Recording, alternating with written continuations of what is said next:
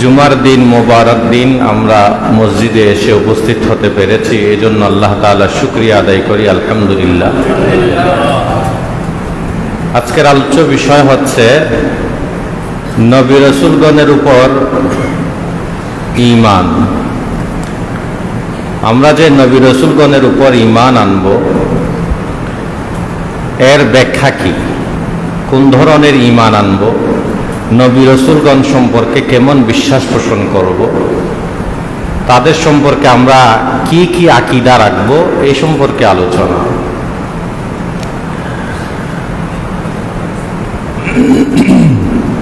আল্লাহ তাআলা এই মানব জাতির হিদায়াতের জন্য দুটি ধারা, দুটি মাধ্যম অবলম্বন করেছেন। এই দুনিয়াতে মানুষকে আল্লাহ তাআলা পাঠিয়েছেন তার ইবাদত করার জন্য, আল্লাহ তাআলারই বন্দেগী করার জন্য। এখন তার বন্দেগী আর তার ইবাদত কিভাবে বান্দা করবে, তার দিক নির্দেশনা, পথ প্রদর্শনের জন্য আল্লাহ তাআলা দুটি মাধ্যম দিয়েছেন। একটি মাধ্যম হলো কিতাবুল্লাহ। যুগে যুগে আল্লাহ তাআলা কিছু কিতাব প্রেরণ করেছেন, কিতাব পাঠিয়েছেন। তাওরাত, জবুর, ইনজিল, সর্বশেষ কোরআনে কারীম, এছাড়া আরো বিভিন্ন কিছু সহিফা গ্রন্থ, সুহুফি ইব্রাহিম ও মূসা, হযরতে মূসা আলাইহিস সালামের উপর, ইব্রাহিম আলাইহিস সালামের উপর সহিফা নাজিল করেছেন। এটা একটা মাধ্যম। দ্বিতীয় মাধ্যম হচ্ছে আল্লাহ তাআলা নির্বাচিত কিছু বান্দাকে, নির্বাচিত কিছু মহামানবকে, নির্বাচিত মনোনীত তার কিছু পুরুষকে আল্লাহ তাআলা দুনিয়াতে পাঠিয়েছেন মানব জাতির হেদায়েতের জন্য। ওই নির্বাচিত বান্দাকে আমরা নবী রাসূল বলি। আল্লাহ তাআলা কোরআনে কারীমের মধ্যে তাদের ব্যাপারে নবী রাসূল এই দুই শব্দই ব্যবহার করেছেন। হযরত আদম আলাইহিস সালাতু ওয়াস সালাম থেকে শুরু নবী বলতে চান না, কিন্তু হযরত আদম আলাইহিস সালাম আসলেই তিনি নবী। অনেক কিতাবে অনেক ইমামগণ লিখেছেন উনি নবী হওয়া সম্পর্কে। হাদিস থেকেও বোঝা যায় উনি নবী। তো এই জন্য আমরা হযরত আদম আলাইহিস সালামকেও নবী বিশ্বাস করব, এবং এরপর আরো যত নবী আসছে,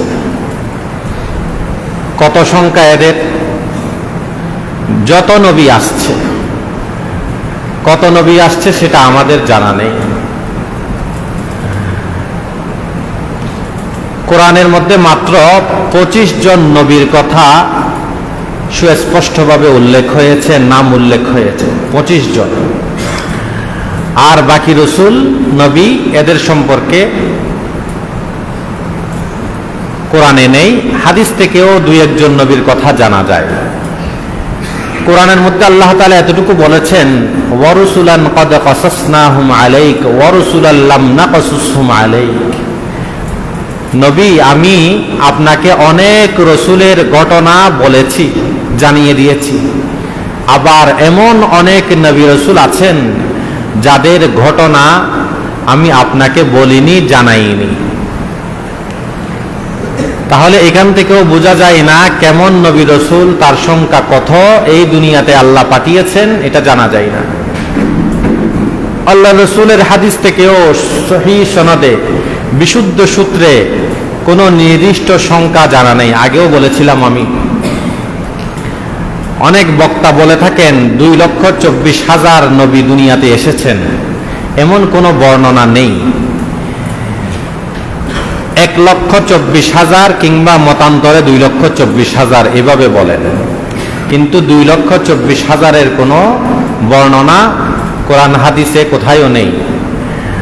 আর 1,24,000-এর একটা বর্ণনা পাওয়া যায়, কিন্তু এটাও দুর্বল সূত্রে, সহিহ বিশুদ্ধ সূত্রে না। এজন্য আমরা বিশ্বাস করব আল্লাহ নবী রাসূল, যত নবী রাসূল পাঠিয়েছেন সকলের উপর বিশ্বাস। এই বিশ্বাসের ক্ষেত্রে কোন নবী রাসূলের মাঝে পার্থক্য করা যাবে না। আমি শুরুতেই সূরা বাকারার একেবারে শেষ দিকের আয়াত তিলাওয়াত করেছি। আল্লাহ বলেন,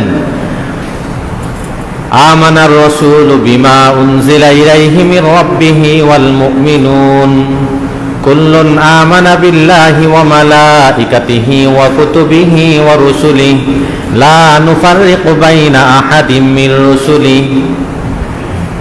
রাসূল এবং মুমিনগণ ঈমান এনেছে কিসের উপর? মা উনজিলা ইলাইহি মির রাব্বি, কোরআনের উপর, আল্লাহর পক্ষ থেকে যা অবতীর্ণ হয়েছে এটার উপর ঈমান এনেছে।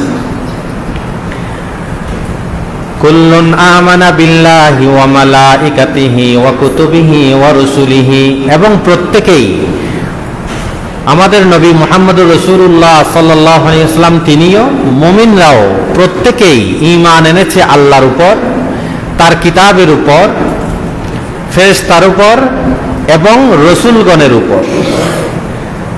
তাহলে মুমিন হতে হলে রসুলগণের উপর কি করতে হবে? ঈমান আনতে হবে। এরপর আল্লাহ বলেন, লা নুফাররিকু বাইনা আহাদিম মির রুসুলি, যারা মুমিন হবে তাদের মুখে অন্তরে বিশ্বাস থাকতে হবে আমরা আল্লাহর যত প্রেরিত নবী রাসূল আছে তাদের মাঝে কোনো পার্থক্য করি না। এক নবীর উপর ঈমান আনবেন আর এক নবীর উপর ঈমান আনবেন না, কোন নবীকে বিশ্বাস করবেন কোন নবীকে বিশ্বাস করবেন না, এমন সুযোগ এই শরীয়তে নাই, এই দ্বীনেই নাই। হযরত আদম আলাইহিস সালাম থেকে নিয়ে আমাদের নবী পর্যন্ত যত নবী রাসূল আল্লাহ প্রেরণ করেছেন প্রত্যেকের উপরেই ঈমান আনতে হবে। আমি যদি বলি খ্রিস্টানরা যেহেতু হযরত ঈসা আলাইহিস সালামকে মানে এজন্য আমি ঈসা আলাইহিস সালামের উপর ঈমান আনবো না, ইহুদিরা যেহেতু মুসা আলাইহিস সালামের উপর মুসা আলাইহিস সালামকে নবী মানার দাবি করে, আর ইহুদিরা ইসরায়েলিরা এত বর্বর জাতি, এত অসভ্য, এত জালেম নিকৃষ্ট জাতি, তো এরা যেই নবীর উপর ঈমান আনছে আমি সেই নবীর উপর ঈমান আনবো না, তাহলে হবে না। কারণ হযরত মুসা আলাইহিস সালাম ইনি আল্লাহর সত্য নবী। হ্যাঁ, কেউ দাবি করে মিথ্যা দাবি হতে পারে, অনুসরণের দাবি করে মিথ্যা অনুসারী হতে পারে, সেটা ভিন্ন বিষয়। কিন্তু আল্লাহ যে মুসা নামে একজন নবী প্রেরণ করেছেন, হযরত ঈসা নামে যে একজন নবী প্রেরণ করেছেন, এটা হলো সত্য। এটার উপর আমাকে আপনাকে কি করতে হবে? ঈমান আনতে হবে।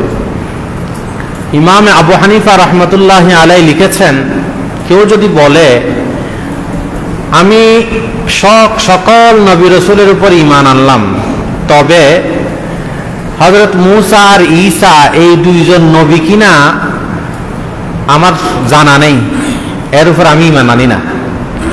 এই দুইজন নবী কিনা আমার কি নাই, জানা নাই, আমি ঈমান আনি না। ইমাম আবু হানিফা রাহমাতুল্লাহি আলাইহি বলেন, ফাহুয়া কাফিরুন, ওই ব্যক্তি কাফের হয়ে যাবে। কেন? কারণ হযরত মুসা আর ঈসা যে নবী এটা তো কোরআনে কারিমে আছে, সুস্পষ্টভাবে আছে। এখন কেউ যদি বলে আমি ঈমান আনি না অথবা আমার জানা নাই, তাহলে সে কোরআন কে অস্বীকার করলো, কোরআনে যেটা সুস্পষ্টভাবে আছে সেটা না জানার কথাই বলল। এজন্য সকল নবী রাসূলের উপর ঈমান আনতে হবে, এটার মধ্যে কোনো পার্থক্য করা যাবে না। তবে হ্যাঁ, দুইটা পার্থক্য। এক পার্থক্য হচ্ছে নবী রাসূলগণের শ্রেষ্ঠত্বের মাঝে একটু পার্থক্য আছে। একটা হলো নবী হওয়ার দিক থেকে কোনো পার্থক্য নাই, প্রত্যেকের উপর ঈমান আনতে হবে।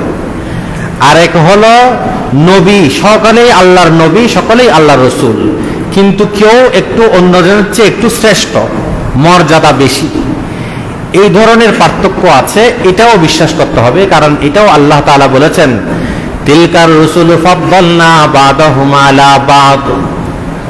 আল্লাহ তাআলা বলেন, এই যে রসুলগণ, এদের আমি কতক রসুলকে, কিছু রসুলকে আর কিছু রসুলের উপর আমি শ্রেষ্ঠত্ব দান করেছি। তাহলে মর্যাদার দিক থেকে কি আছে? পার্থক্য আছে। যেমন যত নবী রাসূল দুনিয়াতে এসেছেন সকলের চেয়ে শ্রেষ্ঠ, সর্বশ্রেষ্ঠ মর্যাদাবান রাসূল হলেন আমাদের নবী মুহাম্মদুর রাসূলুল্লাহ সাল্লাল্লাহু আলাইহি ওয়াসাল্লাম। তিনি হলেন সর্বশ্রেষ্ঠ কি রাসূল। এইভাবে হযরত ইব্রাহিম আলাইহিস সালাম, ওনারও অন্যান্য নবী রাসূলের উপর শ্রেষ্ঠত্ব আছে। হযরত মূসা আলাইহিস সালাম, ওনারও অন্য অনেক নবীর উপর শ্রেষ্ঠত্ব আছে। তো এটা কি করতে হবে? বিশ্বাস করতে হবে। তবে হ্যাঁ, সকলের উপর সমানভাবে ঈমান আনতে হবে, সকলেই আল্লাহর রাসূল, এটার মধ্যে কোনো পার্থক্য করা যাবে না। শ্রেষ্ঠত্বের ক্ষেত্রে আমি দুইটা বিষয় পার্থক্য করে বলতেছি, একটু বুঝবেন। একটা হলো ঈমান আনার দিক থেকে কোনো পার্থক্য করা যাবে না, সকলেই আল্লাহর নবী, সকলেই আল্লাহর রাসূল। এটার মধ্যে যদি কেউ বেশ কম করে তাহলে সে বেঈমান, সে কাফির হয়ে যাবে। হ্যাঁ, সকল নবী রাসূলকে আপনি নবী রাসূল মানার পর কাউকে বেশি মর্যাদাবান, কাউকে কম মর্যাদাবান এটা মনে করতে পারেন, এটা আল্লাহ তাআলা বলেছেন, এই জন্য এটা আপনি বিশ্বাস করবেন, এটাতে কোনো অসুবিধা নেই। দ্বিতীয় আরেকটা পার্থক্য হচ্ছে, যত নবী রাসূল আসছে সকল নবী রাসূলের শরীয়ত রহিত, তাদের অনুযায়ী কোনো আমল করা যাবে না। কেউ যদি এই যুগে এসে বলে বাইবেলে, তাওরাতে, জাবুরে, ইনজিলে, বাইবেলে ওল্ড টেস্টামেন্ট হোক বা নিউ টেস্টামেন্ট হোক, তালমুদ হোক, যে কোনো গ্রন্থ হোক, তাদের এগুলাতে সুন্দর সুন্দর এরকম কিছু কথা আছে, এগুলোকে আমি বিশ্বাস করি, এগুলোকে আমি মানি, এগুলাকে আমি অনুসরণ করি, কিন্তু সেখানে যা আছে সেগুলো হলো আমাদের এই শরীয়তে নাই, আমাদের শরীয়তের বিপরীত। এমন যদি কেউ বিশ্বাস করে তাহলে সেও কাফির হয়ে যাবে, তার এই ধরনের কোনো অনুমতি নেই। আল্লাহ তাআলা এই অনুমতি দেননি।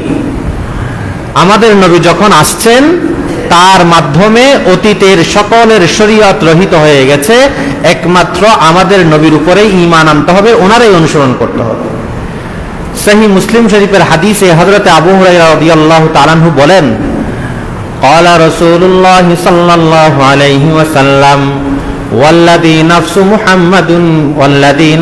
محمد بيده لا يسمع بي أحد من هذه الأمة لا يهودي ولا نصراني ثم يموت ولم يؤمن بالذي أرسلت به إلا كان من أصحاب النار أو كما قال النبي عليه الصلاة والسلام। আল্লাহ রাসূল বলেন, যে আল্লাহর হাতে আমার জান, যে আল্লাহর আয়ত্তে হলো আমার জান, কে বলতেছে? মুহাম্মদুর রাসূলুল্লাহ সাল্লাল্লাহু আলাইহি ওয়াসাল্লাম। তার কসম নিয়ে, কসম খেয়ে বলছেন, অর্থাৎ আল্লাহর কসম খেয়ে বলছেন, লা ইয়াসমাউ বি আহাদুম মিন হাযিহিল উম্মাহ লা ইয়াহুদিয়ুন ওয়ালা নাসরানিয়ুন, এই উম্মতের যে কোনো কেউ, এই উম্মতের যে কোনো কেউ, চাই সে ইহুদি হোক, চাই সে খ্রিস্টান হোক,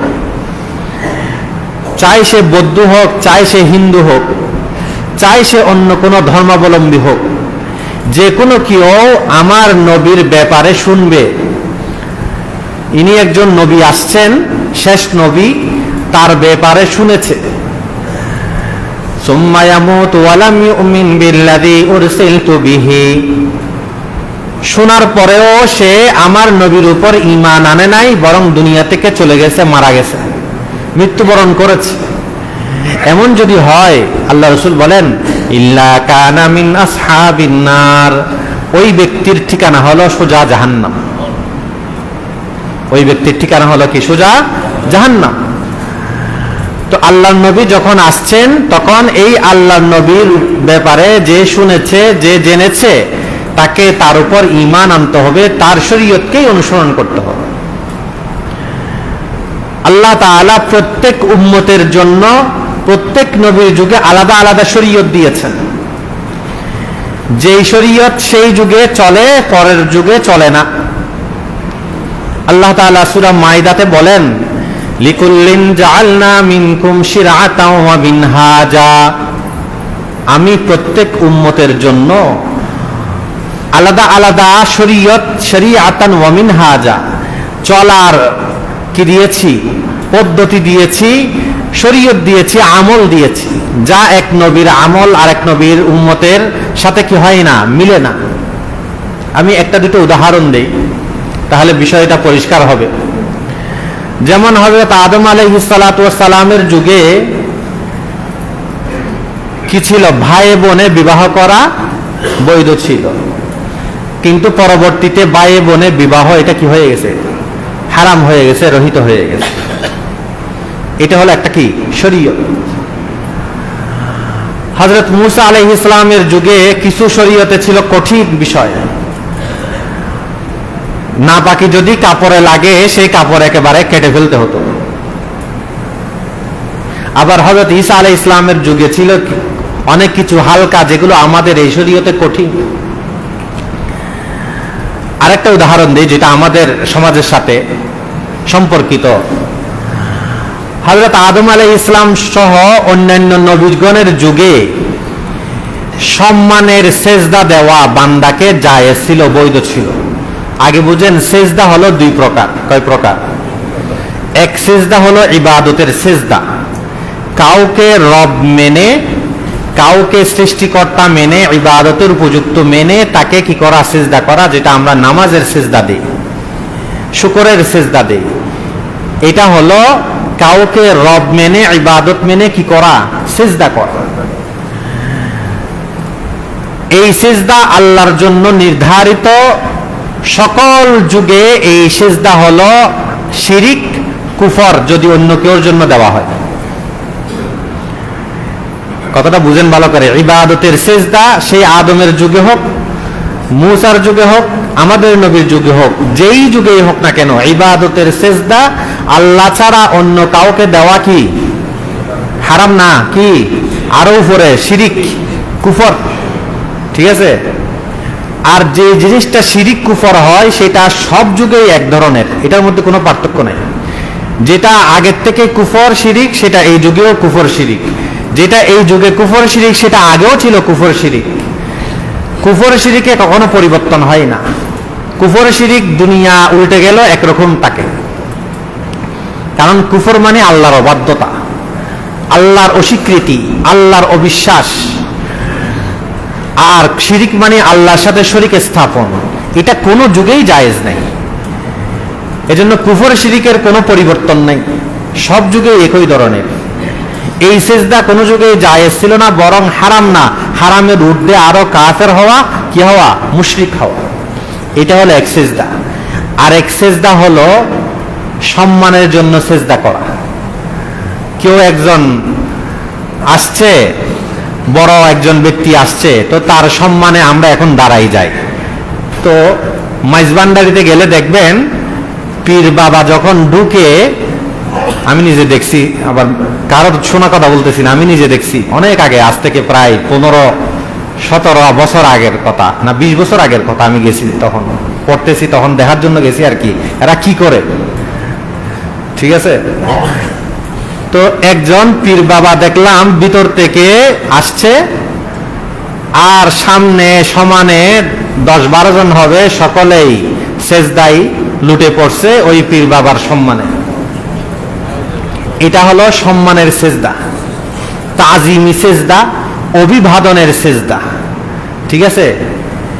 এই যে সম্মানের সেজদা, অভিবাদনের সেজদা, তাজিমি সেজদা, এই সেজদা এক সময় বৈধ ছিল, পরবর্তীতে হারাম হয়েছে। এই সেজদার কথা আল্লাহ তাআলা কোরআনে কারীমে বলেছেন। হযরত আদমকে ফেরেশতা কুল সেজদা করেছেন, উসজুদু লি আদম ফাসাজাদু ইল্লা ইবলিস আবা ওয়াস্তাকবারা ওয়া কানা মিনাল কাফিরিন। উসজুদু লি আদম, আল্লাহ তাআলা ফেরেশতাগণকে বলেছেন তোমরা সকলে আদমকে কি করো? সেজদা করো। এই সেজদা ছিল আদমকে সম্মানের সেজদা, এটা আবার ইবাদতের সেজদা না। এই সম্মানের সেজদা সকলেই করলো, তবে ইবলিস করে নাই। ইবলিস না করে আল্লাহর হুকুমের অবাধ্যতা করে সে কাফের হয়ে গেছে। ঠিক আছে? এই এক সেজদা সম্মানের। আরেকটা সম্মানের সেজদার কথা আল্লাহ তাআলা হযরত ইউসুফ আলাইহিস সালামের ব্যাপারে বলেছেন।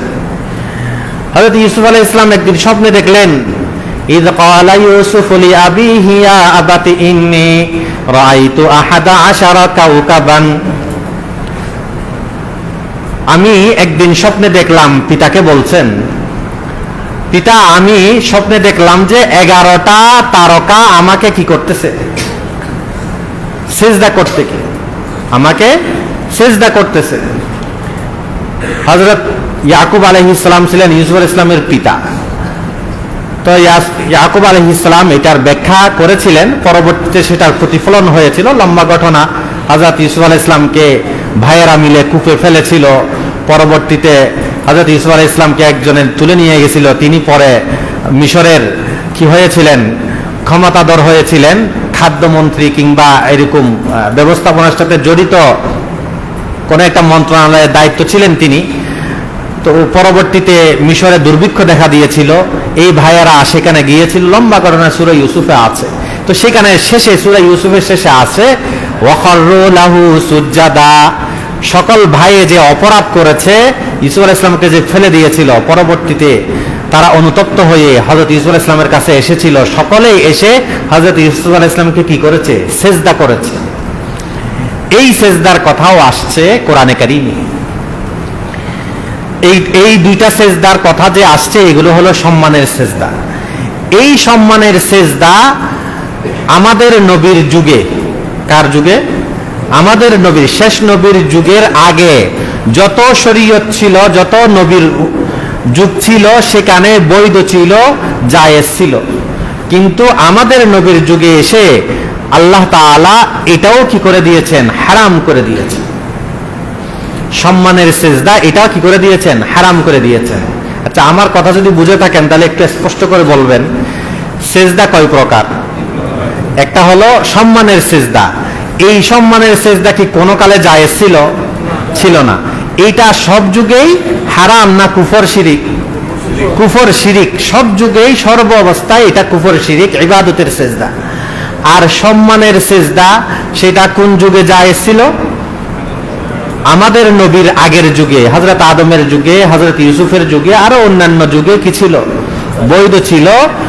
কিন্তু আমাদের যুগে এটাকে কি করে দেওয়া হয়েছে, হারাম করে দেওয়া হয়েছে। বিভিন্ন হাদিসে আল্লাহ রাসূল এই সম্পর্কে বলেছেন। একটা প্রসিদ্ধ হাদিস আপনারা জানেন, মহিলাদের সম্পর্কে বলতে গিয়ে, স্বামীর হক সম্পর্কে বলতে গিয়ে আল্লাহ রাসূল বলেছেন এই কথা, আমি যদি আমার এই উম্মতের মাঝে লাউ কুনতু আহাদান আমিরান আইয়াসজুদা লি আহাদিন, আমি যদি কাউকে হুকুম দিতাম, আদেশ দিতাম, এই যুগে আমার উম্মতের মধ্যে কেউ কাউকে কি করুক, সেজদা দেখ, এই অনুমতি যদি আমি দিতাম, তো লা আমারতুল মারআতা আন তাসজুদা যাওজাহা, তাহলে আমি স্ত্রীকে আদেশ করতাম যাতে সেই স্ত্রী সেজদা দেয় কাকে, স্বামীকে, যদি আমি অনুমতি দিতাম। কিন্তু আমি যেহেতু আমার এই শরীয়তে, আল্লাহ রাসূলের শরীয়তে যেহেতু সেজদার অনুমতি নাই, এই জন্য কোন স্ত্রীও স্বামীকে কি করবে না, সেজদা দেবে না। এই জন্য সমস্ত ফতোয়ার কিতাবে আছে, তাফসীরের কিতাবে আছে। আমি যেই সূরা বাকারার উসজুদু লি আদম শুরুতে এই আয়াতের ব্যাখ্যায় ইবনে কাসির দেখেন, তাফসীরে কুরতুবী দেখেন, ইমাম আবু বকর জাসসাসের আহকামুল কোরআন দেখেন, আরো অন্যান্য তাফসীরের কিতাবে লেখা আছে এই সেজদা আগের যুগে কি ছিল, বৈধ ছিল, এই যুগে হারাম করে দেওয়া হয়েছে। এবং সকল ফতোয়ার কিতাবেও দেওয়া আছে এটা হারাম করে দেওয়া হয়েছে। কিন্তু হাটহাজারীর একজন আছেন আমিনুল ইসলাম ফরহাদাবাদী, বেরলভী ঘরানার একজন ব্যক্তি, তিনি একটা স্বতন্ত্র বইই লিখেছেন সেজদার, এই যে সম্মানের সেজদা যে বৈধ এটার সম্পর্কে। নাউজুবিল্লাহ মিন যালিক, সম্মানের সেজদা যে কি বৈধ এটার সম্পর্কে সে একটা বই লিখেছে। এজন্য মাইজবান্ডারি এরকম বিভিন্ন খাজা বাবা, এমনে মাজার, বিভিন্ন দরবারে দেখা যায় পীর সাহেব আসলে, আমি তো নিজের চোখেই দেখছি ভাই মাইজবান্ডারিতে, পীর সাহেব আসলে সেই পীর সাহেবকে কি দেয়, সেজদা দেয়। যাওয়ার সময় একটা, আসলে একটা, বিভিন্ন কারণে দেয় সেজদা। তো এই সেজদা এই যুগেও, আমাদের যুগেও, আমাদের শরীয়তে হারাম, এটা বিশ্বাস করতে হবে। কেউ যদি এই হারামকে আবার হারাম না মানে, তাহলে সে আবার কাফের হয়ে যাবে। এটা আরেক পয়েন্ট। শরীয়তে কোন অকাট্য হারামকে যদি কেউ হালাল মনে করে, অকাট্য হারামকে যদি কেউ হালাল মনে করে, সকল আকীদার কিতাব, সকল ফতোয়ার কিতাবে লেখা আছে ইস্তিহলালুল হারামি কুফরুন, হারামকে হালাল জানলে কি হয়ে যাবে? কাফের হয়ে যাবে। এই যে যেমন এখন ট্রান্সজেন্ডারবাদ চলতেছে না, এই ট্রান্সজেন্ডারবাদকে যদি কেউ অধিকার মনে করে, এই হারামটাকে যদি কেউ হালাল মনে করে, অধিকার মনে করাই তো হালাল মনে করা, তাহলে সে কাফের হয়ে যাবে। এরকম এই সিজদা যে হারাম এই নবীর শরীয়তে, এটাও অকাট্যভাবে, এটাকে যদি কেউ কি মনে করে? হালাল মনে করে, বৈধ মনে করে, তাহলে কি হয়ে যাবে? কাফের হয়ে যাবে। তো এই জন্য আমরা এই সিজদাকে কি মনে করব না? হালাল মনে করব না। আচ্ছা, এখন আমি মূল গোড়ায় যাই। সকল নবী রাসূলের সাথে আমাদের নবীর সাথে পার্থক্য দুই জায়গায়, বা বিভিন্ন রাসূলের মধ্যে আমরা যে পার্থক্য করতে পারবো কয় জায়গায়? দুই জায়গায়। এক পার্থক্য হলো নবী রাসূল সকলের উপর সমানভাবে ঈমান আনতে হবে, কিন্তু তাদের মর্যাদার মধ্যে কি আছে? পার্থক্য আছে। কেউ বেশি মর্যাদাবান, কেউ কম মর্যাদাবান, কেউ বেশি শ্রেষ্ঠ, কেউ কম শ্রেষ্ঠ, এই ধরনের একটা পার্থক্য আছে। দ্বিতীয় পার্থক্য হলো সকল নবী রাসূলের যে শরীয়ত ছিল সেই শরীয়ত রহিত, সেগুলোর আমল করা যাবে না, বরং আমাদের এই নবী রাসূলের যে শরীয়ত সেটাকেই আমল করতে হবে। এই পার্থক্যটা বোঝাতে গিয়ে আমি একটা সেজদার উদাহরণ দিলাম, যে আমাদের নবী রাসূলের আগের যুগে শরীয়তে সেজদা, সম্মানের সেজদা কি ছিল? জায়েজ ছিল, বৈধ ছিল, হালাল ছিল। আর আমাদের এই যুগে আমাদের নবীর শরীয়তে এই সেজদাকেও কি করে দেওয়া হয়েছে? হারাম করে দেওয়া হয়েছে। এটা মানার কোনো কি নাই? সুযোগ নাই। বুঝা আসছে? আবার এই সেজদাকে কেন্দ্র করে আরেকটা বাড়াবাড়িও আছে, যেটা আমাদের আহলে হাদিস সালাফি ভাইরা করে। সেটা হলো কাউকে যদি সেজদা করতে দেখেই তাকে বলে দেয় মুশরিক অথবা শিরিক। তো সেজদা করতে দেখলেই শিরিক বলে দেওয়া এটাও অনুচিত, কারণ এই সেজদা সে যদি ইবাদতের সেজদা না করে তাহলে তো এটা শিরিক হবে না, বরং এটা হারাম হবে। বুঝা আসছে? তো বেলনবী যারা আছে বা বান্দারি মাইজবান্দারি যারা আছে, এদের বাড়াবাড়ি হলো এরা কি করে? একটা শরীয়তে অকাট্য হারামকে কি করে? তারা জায়েজ মনে করে বা এই হারামটাকেই করে। আর আর কেউ আছে যারা এই সেজদা করতে দেখলেই কি বলে দেয়? তাকে মুশরিক বলে দেয় বা শিরিক বলে দেয়। তো এই জন্য সেজদা করতে দেখলেই এটা হারাম নিশ্চিত। তবে এটা যদি ইবাদতের সেজদা হয় তখন হবে শিরিক, যদি সম্মানের সেজদা হয় তখন হবে হারাম। আর সম্মানের সেজদাকে যদি হারাম মনে করে করে তাহলে হারাম, যদি আবার এটাকে হালাল মনে করে করে, বৈধ মনে করে করে, তখন আবার কাফের। বড় জটিল বিষয়, আকীদার বিষয়, ঈমানের বিষয়। ঠিক আছে? হ্যাঁ, সবাই সকল কিছু বুঝে না, আবার বুঝলেও ধরে রাখতে পারে না। এই জন্য একটু আস্তে আস্তে করে বলতেছি যাতে ভালো করে বুঝে আসে। হ্যাঁ, যদি শিরিকের সেজদা ইবাদতের সেজদা দেয় তাহলে এটা শিরিক। যদি সম্মানের সেজদা দেয়, যদি হারামকে হারাম মনে করে করে, কেউ বেবিচার করে হারামকে হারাম মনে করে, কেউ মদ খায় এটা যে হারাম হারাম মনে করে করে, তাহলে সে হারাম করলো, কাফের হবে না। কিন্তু কেউ যদি বেবিচার মনে করে, হারামকে যদি হালাল মনে করে বেবিচার করে, মদকে যদি, ইয়াবাকে যদি, জুয়াকে যদি, এগুলো সব হারাম, এগুলোকে যদি হালাল মনে করে যদি করে, বৈধ মনে করে করে, তাহলে তো কাফেরই হয়ে যাবে। এই জন্য কোন হারামকে কি মনে করবেন না? হালাল মনে করবেন না, বৈধ মনে করবেন না। বৈধ মনে করলে একেবারে ঈমানেই চলে যাবে। আর শুধু শুধু হারাম মনে করে, তাহলে আল্লাহর কাছে যদি তওবা করে তাহলে আল্লাহ কি করে দিবেন? মাফ করে দিতে পারেন। কিন্তু ঈমান চলে গেলে এটা তো আরো বড় মারাত্মক। তো মূল জায়গায় আসি। তো অন্যান্য নবী রাসূলের সাথে যে পার্থক্যটা একটু করতে হবে আমাদের নবীর সাথে, একটা হলো কি? মর্যাদার দিক থেকে তারতম্য। দ্বিতীয় হলো শরীয়ত সবগুলোই কি? রহিত। আর আমাদের নবীর শরীয়তেই আমাদেরকে কি করতে হবে? অনুসরণ করতে হবে। অন্য কারো শরীয়ত অনুসরণ করা যাবে না। বর্তমানে উত্তরবঙ্গে এবং পাহাড়ি অঞ্চলে, পার্বত্য অঞ্চলে বিভিন্ন জায়গায় মিশনারিদের কাজ চলে, খ্রিস্টান মিশনারিদের। তারা নিজেদেরকে পরিচয় দেয় ঈসাই মুসলিম। কি নাম? ঈসাই মুসলিম। সে মুসলমান আবার ঈসাই মানে খ্রিস্টান। তো মুসলমান সে আবার খ্রিস্টান, খ্রিস্টান আবার মুসলমান, এই সমীকরণ আপনাদের কাছে বুঝে আসে? যে মুসলমান হবে সে আবার খ্রিস্টান কি করে হবে, যে খ্রিস্টান হবে সে আবার মুসলমান কি করে হবে? কারণ যে মুসলমান হবে সে তো অন্যান্য নবী রাসূলের যত শরীয়ত আছে সবগুলোকে রহিত মনে করে, এগুলা মানসুখ হয়ে গেছে, এগুলা অনুসরণ করা যাবে না, অনুসরণযোগ্য না, এগুলা বিশ্বাস করেই তো তাকে মুসলমান হতে হবে। তাহলে সে যদি মুসলমান হয় তাহলে সে আবার ঈসাই থাকে? তাহলে ঈসাই থাকলো না। আর যদি কেউ বলে যে না আমি হযরত ঈসা আলাইহিস ইসলামের শরীয়তেরও অনুসরণ করব, তাকেও মানব, তাহলে সে কি এই নবীর উম্মত হতে পারবে? তাহলে সে কি এই মুসলমান হতে পারবে? তাহলে ঈসাই মুসলমান হতে পারে না, মুসলমান ঈসাই হতে পারে না। কিন্তু তারা আপনাদেরকে সুন্দর সুন্দর বই বিতরণ করবে, বাচ্চাদেরকে ছোট ছোট এসো কোরআনের পথে, এসো জান্নাতের পথে, এই ধরনের বিভিন্ন শিরোনামে বই বিতরণ করে বাচ্চাদেরকে দেয়। মিশনারিদের কাজ হলো সেবা করা, কিন্তু তারা সেবার আড়ালে করছে কি মানুষকে ধর্মান্তরিত। উত্তরবঙ্গেও যেহেতু সেখানে শিক্ষার কি নাই, পরিবেশ খুবই কম, শিক্ষার হার কম, মানুষের সচেতনতা কম এবং অনুন্নত জায়গা, তাদের টাকা পয়সার সবকিছুতে একটু দুর্বলতা আছে, এইগুলোকে তারা কাজে লাগিয়ে সেবার নামে স্কুল খুলে দিচ্ছে। এই যে এখানে চকরিয়াতে আছে মালুমঘাট বড় একটা হাসপাতাল আছে না, কি হাসপাতাল? হ্যাঁ, খ্রিস্টান মিশনারি হাসপাতাল। এই যে বড় বিশাল হাসপাতাল করেছে, এরকম বিভিন্ন জায়গায় হাসপাতাল, স্কুল এই সেবার নামে বিভিন্ন কিছু করে। যদি শুধু সেবা করত তাহলে ঠিক ছিল, কিন্তু সেবার আড়ালে ওদের মূল কাজ হচ্ছে মানুষকে ধর্মান্তরিত করা।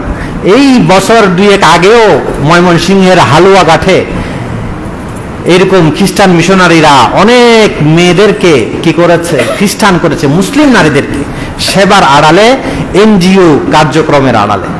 তো এই জন্য এগুলো থেকে আমরা সতর্ক হব, অন্যদেরকেও সতর্ক করব। সেবার কাজ যখন মুসলমানরা ছেড়ে দিয়েছে, অন্যরা গ্রহণ করেছে, অন্যরা গ্রহণ করে এখন এই আমাদের ভাই বোনদেরকে, তাদেরকে একটু উন্নত জীবন যাপনের জন্য, দুনিয়ার একটু সুখ শান্তির জন্য, আরামের জন্য তাদের ঈমানকে ছিনিয়ে নিচ্ছে, কেড়ে নিচ্ছে। তাদের কাছে সেই ইসলামের বিশ্বাস, ইসলাম সম্পর্কে পরিপূর্ণ ধারণা নেই, তো তারা তাদেরকে যাই বুঝাচ্ছে এরা সেভাবেই বুঝতেছে। তো এই জন্য আমাদেরও সোচ্চার হতে হবে। এনজিওরা শুধু সেবা করতে পারবে, কিন্তু সেবার নামে ধর্মান্তরিত করা, ধর্মের দাওয়াত দেওয়া, এটা কখনো করতে পারবে না। সেবা এক জিনিস আর ধর্মের দাওয়াত সেটা ভিন্ন জিনিস। এই যুগে যেহেতু মুহাম্মদুর রাসূলুল্লাহ সাল্লাল্লাহু আলাইহি ওয়াসাল্লাম এই যুগে আসছেন, তিনিই হলেন সর্বশেষ নবী, তারই কি চলবে, দাওয়াত চলবে। হ্যাঁ, কেউ যদি আগের থেকে অন্য ধর্ম পালন করে সেটা পালনের সুযোগ থাকবে, কিন্তু দাওয়াত চলতে পারে না। এক সরকার যখন চলে যায় তখন সেই সরকারের আর কোনো কার্যকারিতা থাকে না। এটা আমরা যেমন দুনিয়াতে বিশ্বাস করি, এক নবী যখন চলে গেছে সেই নবীর আর কোনো কিছুর কার্যকারিতাও থাকবে না। যেই সরকার থাকবে সেই সরকারেরই আপনি মানবেন, আমি মানবো নাকি আগের সরকারের কথা মানবো? তো দুনিয়াতে এটা যেমন, তো যেই নবী চলে গেছে এর শরীয়ত চলবে না, বরং যেই নবী এখন আছে কিয়ামত পর্যন্ত থাকবেন, যেই নবীর আদেশ, যেই নবীর আদর্শ আল্লাহ তাআলা দিয়েছেন সেটাই চলবে, সেটাই চলবে আমাদের অনুসরণীয়। এজন্য আমরা মুহাম্মদুর রাসূলুল্লাহ সাল্লাল্লাহু আলাইহি ওয়াসাল্লামকেই নবী মেনে ওনার বিষয়গুলোকে কি করব, বিশ্বাস করব। এরকম নবী রাসূলের ব্যাপারে আরেকটা বিশ্বাসের জায়গা হলো, সকল নবী রাসূলের ক্ষেত্রে দ্বীন ছিল এক, শরীয়ত হয়েছে ভিন্ন। এটা ওটার পরিপূরক একটা আলোচনা।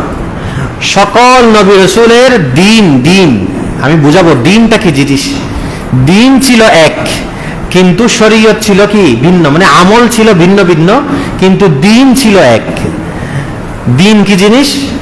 সূরা শুরাতে আল্লাহ তাআলা সূরা শুরার 13 নম্বর আয়াতে বলেন, শারআ লাকুম মিনাদ দীনি মা ওয়াসসা বিহি নূহা ওয়াল্লাযী আওহাইনা ইলাইকা ওয়া মা ওয়াসাইনা বিহি ইব্রাহিমা ওয়া মূসা ওয়া ঈসা আন আকিমুদ্দিন ওয়া লা তাতাফাররাকু ফি। আল্লাহ তাআলা বলেন হযরত মূসা ঈসা কয়েকজন নবীর নাম নিয়ে বলেন তোমরা সকলেই মিলে কি করো, দ্বীন প্রতিষ্ঠা করো। আকিমুদ্দিন, দ্বীন প্রতিষ্ঠা করো, ইকামতে দ্বীন করো। আপনারা শুনেছেন ইকামতে দ্বীন শব্দ, কিন্তু এটার ব্যাখ্যা যেটা শুনেছেন সেটা সঠিক না, আমি সঠিক ব্যাখ্যা বলবো। ইকামতে দ্বীন করো, দ্বীন প্রতিষ্ঠা করো, ওয়ালা তাতাফাররাকু ফি, এটার ক্ষেত্রে কোন নবী বিচ্ছিন্ন হবে না, সকল নবীকে এক হতে হবে। ইকামতে দ্বীন কি? ইকামতে দ্বীন হলো সকল নবী রাসূলের আমলে ঈমান আকীদা এক, কোনো বেশ কম নাই। হযরত আদম আলাইহিস সালামের যুগে আল্লাহ এক, এখন কি দুই হয়ে গেছে? নাউজুবিল্লাহ। নাকি এখন এক, আগে দুই ছিল? এক, ঠিক আছে। হযরত ঈসা আলাইহিস সালামের যুগে পরকাল ছিল, এখন নাই, অথবা এখন আছে, ঈসা আলাইহিস সালামের যুগে ছিল না, এমন। তো এরকম প্রত্যেক নবী রাসূলের যুগে আকীদা ঈমান এক। কেন? ঈমান আকীদা মানে হলো একটা সংবাদ, একটা খবর। আচ্ছা, খবর কি দুই ধরনের হতে পারে নাকি এক ধরনের হয়? এখানে একটা গেটের সমস্যা হয়েছে, তো একজন এসে আপনাকে খবর দিল, তাহলে যেটা ঘটছে সেটাই তো খবর দিবে, নাকি অন্য কিছু খবর দিবে? তো গেটে যেটা হয়েছে সেটা খবর দিবে। হ্যাঁ, কেউ ভুল দেখে ভুল খবর দিতে পারে, ভিন্ন মিথ্যা বলতে পারে, সেটা ভিন্ন বিষয়, কিন্তু ঘটনা ঘটছে একটা, সেটা বলতে গেলে সবাই মিলে যদি বলে সঠিক, তো একটাই বলবে, সঠিক হবে একটাই। তো সকল নবী রাসূল যেহেতু সত্য, তারা এরকম খবর দিছে আল্লাহ সম্পর্কে, কিয়ামত সম্পর্কে, আখিরাত সম্পর্কে, তাওহীদ সম্পর্কে, এরকম বিভিন্ন বিষয় সম্পর্কে তারা কি দিছেন? খবর দিছেন, সংবাদ দিছেন। তো সংবাদ তো একটাই, এক এক সময় এক একটা হতে পারে না সংবাদ। হ্যাঁ, আমল এক একটা এক এক সময় হতে পারে, আমলের মধ্যে ভিন্নতা হতে পারে, কারণ মানুষের সুখ দুঃখ আছে, সুবিধা অসুবিধা আছে। যেমন আপনি অসুস্থ হলে দাঁড়ায় নামাজ পড়তে পারবেন না, তাহলে বসে পড়বেন, বসে না পড়তে পারলে শুয়ে পড়বেন, তাহলে আমলের মধ্যে কি হবে? ভিন্নতা হবে, ঠিক আছে। এরকম আপনার বিভিন্ন অবস্থা হতে পারে। আপনি মুসাফির হলে 2 রাকাত পড়বেন, মুকিম হলে 4 রাকাত, 4 রাকাতেই পড়বেন, ঠিক আছে। মুসাফির হলে আপনি সুন্নত না পড়লেও না পড়তে পারবেন, আপনার জন্য রুখসত আছে। এরকম বিভিন্ন মানুষের অবস্থার প্রেক্ষিতে আমলের মধ্যে কি আছে? ভিন্নতা আসে, কিন্তু ঈমানের ক্ষেত্রে কোনো ভিন্নতার সুযোগ নেই। কথার কথা, একজন মানুষ এমনি এখন সুখে শান্তিতে আতে ভালো আছে, তো সে এক ধরনের ঈমান আকীদা পোষণ করলো, আর সে এখন নাউজুবিল্লাহ অ্যাক্সিডেন্ট করলো, তো অ্যাক্সিডেন্ট করলে কি সে তখন আল্লাহকে অবিশ্বাস করতে পারবে? কিয়ামতকে অবিশ্বাস করতে পারবে? সে কি ওই সময় মনে করতে পারবে কি আল্লাহ আমারে একটু অ্যাক্সিডেন্ট থেকে বাঁচাইতে পারলো না? এরকম সুযোগ আছে? নেই। তাহলে সে ভালো থাকুক, খারাপ থাকুক, সুস্থ থাকুক, অসুস্থ থাকুক, এখানে থাকুক, মেডিকেলে থাকুক, যে অবস্থায় থাক না কেন, তার ঈমানের আকীদার ক্ষেত্রে কোনো পরিবর্তনের সুযোগ নেই। বরং মুসিবতে পড়লে ধৈর্য ধারণ করতে হয়। বারবার বলা হয় আপনি ধৈর্য ধারণ করেন, এমন কথা বলবেন না যে কথার দ্বারা ঈমান চলে যায়, এমন কথা মুখ দিয়ে বের করবেন না যেটা আল্লাহ নারাজ হয়। এগুলো কেন বলা হয়?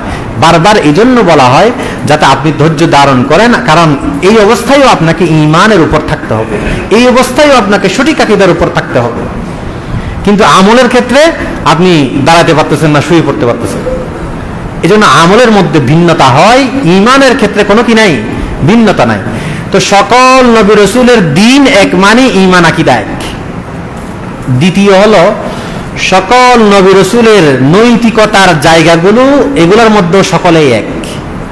যেমন সত্য কথা বলা, মিথ্যা কথা না বলা, বাটপারি কারোর সাথে না করা, বেজাল না করা, কাউকে ধোঁকা না দেওয়া, প্রতারণা না করা, জেনা ব্যভিচার না করা, সুদ ঘুষ না খাওয়া, এই যে এইগুলো নৈতিকতার জায়গা, এইগুলো সকল নবী রাসূলের সকল ছিল। এটার মধ্যে কোনো পার্থক্য নেই। যেই জেনা ব্যভিচার আল্লাহ রাসূলের যুগে হারাম হয়েছে, সেটা সকল নবী রাসূলের যুগে হারাম। এটা নৈতিকতার জায়গা, এটাকে কেউ কখনো বৈধ মনে করবে না। বুঝাচ্ছে? মিথ্যা, সত্যবাদিতা না থাকা, এটা নৈতিকতার জায়গা, এটা সকল নবী রাসূলের জায়গা ক্ষেত্রে এক। এটাই হলো দ্বীন। সহিহ বুখারীর হাদিসে আল্লাহ রাসূল বলেন, আল আম্বিয়া ও আখওয়াত লিআল্লাত, দীনুহুম ওয়াহিদ উম্মাহাতুহুম শাত্তা, তাদের শরীয়ত হলো ভিন্ন কিন্তু দিন হলো এক। এই দিন এক মানে তাদের ঈমান আকীদা এক, তাদের নৈতিকতার জায়গাগুলো এক, এখানের মধ্যে কোনো পার্থক্য নাই। তো আকিমুদ্দিন মানে হলো এই দিনকে প্রতিষ্ঠা করা, দিন মানে হলো প্রথমে ঈমানকে সহিশুদ্ধ করা, এই দিন মানে হলো সঠিক আকীদা পোষণ করা, এই দিন মানে হলো মানুষের মধ্যে সততা, নিজের মধ্যে অন্যদের মধ্যে নিয়ে আসা, প্রতিষ্ঠা করা। এইভাবে করতে করতে করতে সেটা প্রথমে নিজের মধ্যে, প্রথমে পরিবারে, তারপর সমাজে, তারপর নিজের ইউনিয়নে, গ্রামে, এরপর আস্তে আস্তে গিয়ে রাষ্ট্রের মধ্যে পর্যন্ত এই সবগুলোকে প্রতিষ্ঠা করা, এটাই হলো ইকামতে দিন। বুঝাচ্ছে? ইকামতে দিন মানে এক লাফেই কি করে ফেলা, রাষ্ট্র কায়েম করে ফেলা, এটা না। এক লাফেই আপনি কি করে যাবেন, রাষ্ট্রের অধিপতি হয়ে যাবেন, সেই সুযোগ আপনার নাই। থাকলেও আপনি ধরে রাখতে পারবেন না। হয়তো আপনাকে বিসর্জন দিতে হবে দ্বীনের ক্ষেত্রে, আপনাকে ছাড় দিতে হবে। পশ্চিমারা, দাদা বাবুরা, অন্যরা যেমন চাইবে তেমন কিছু কিছু ছাড় দিয়ে না, অনেক ছাড় দিয়ে তখন বিকৃতি করে আপনি হয়তো টিকে থাকতে পারবেন, না হলে পারবেন না। এই জন্য প্রথমে হলো আমার নিজের ঈমান আকীদা সহি করব, এরপর আমার পরিবারের লোকদের সহি করব, এরপর আমার সমাজে, আমার গ্রামে, আমার শহরে, আমার মসজিদে, আমার আশপাশে, এইটা আস্তে আস্তে গিয়ে একবারে রাষ্ট্র পর্যন্ত গিয়ে যাবে। এইভাবে নৈতিকতার জায়গাগুলো আমরা এখনো বাজার থেকে ভেজাল দূর করতে পারি না। হুজুর এইমাত্র টাটকা নিয়ে আসছি, 100 টাকা দিয়ে নিয়ে আসছি, হুজুর দেন 90 টাকা দিয়ে ছেড়ে দিচ্ছি। এখন নিয়ে আসছে, টাটকা নিয়ে আসছে, 90 টাকা দিয়ে ছেড়ে দিচ্ছে। ঠিক আছে? এখন নিয়ে আসছে সে 50 টাকা দিয়ে, নাহলে 70 টাকা দিয়ে বা 80 টাকা দিয়ে। কথা যেটা বলছে এটা একবার টাটকা, মিথ্যা, কোনো এটার মধ্যে কোনো কি নাই, সন্দেহ নাই। ঠিক আছে? গাড়ির করে যাচ্ছে, আপনি কোথায় এখন? বলে আমি এখন আসি হলো জিসি মোড়ে, অথচ সে হলো এখন হাটাজারি, কইতেছে আর জিসি মোড়ে। এত যে মিথ্যার মানুষের মধ্যে ছড়াছড়ি, ফরমালিন ফরমালিন ফরমালিন। হুজুর আমি কিছু মিশাই নাই এখানে, একবারে নির্ভেজাল নিয়ে আসছে, দিয়ে আসছে ফরমালিন। বুঝে আসছে? এই যে দ্রব্যমূল্যের ঊর্ধ্বগতি, মানুষের মধ্যে যদি সততা না থাকে, এগুলাকে আপনি কখনো দমন করতে পারবেন? আল্লাহর ভয় যেদিন ডুববে, যেদিন তার মাঝে আসবে, সেই দিন সে চিন্তা করবে, আরে আমি কার সাথে প্রতারণা করতেছি, কিভাবে মানুষের সাথে বেজাল করতেছি, এটার তো জবাবদিহি আল্লাহর কাছে করতে হবে। দুনিয়াতে না হয় 2 টাকা কামাই করতেছি আর কি, কিন্তু জবাবদিহি তো আল্লাহর কাছে করতে হবে। এই ভয় যদি তার থাকতো, সে এরকম বেজাল করতে পারতো। এরকম 10 টাকার জিনিস 100 টাকা, 50 টাকা, 80 টাকা দিয়ে মানুষের পকেট কাটতে পারত। এই জন্য আগে নিজেদের নৈতিকতা, নিজেদের ঈমান আকীদা বিশুদ্ধ করা, এটাই হলো ইকামতে দ্বীন। এইভাবে আস্তে আস্তে করে আমাদেরকে কি করতে হবে, আগাতে হবে। তো নবী রাসূল সম্পর্কে ঈমান আকীদার আলোচনা, প্রথম কথা হলো সকল নবী রাসূলকে আল্লাহর রাসূল এটা বিশ্বাস করব, নবী এটা বিশ্বাস করব। এরপর তাদের মাঝে শ্রেষ্ঠত্ব আছে সেটাও বিশ্বাস করব। এরপর শুধু শরীয়ত পালন করতে পারবো আমাদের নবীর, আর কারো না, এটা বিশ্বাস করব। এইভাবেই আমাদেরকে ইকামতে দ্বীন, সকল নবী রাসূলের ক্ষেত্রে দ্বীন এক, এটাও বিশ্বাস করব। দ্বীন মানে হলো ঈমান আকীদা এবং নৈতিকতার জায়গাগুলোকে এক, এটাকে নিজেদের মধ্যে প্রতিষ্ঠা করা, এরপর আস্তে আস্তে সেটা উপরের পর্যায়ে যাওয়া। আরো কিছু আলোচনা আছে আগামী জুমাতে ইনশাআল্লাহ।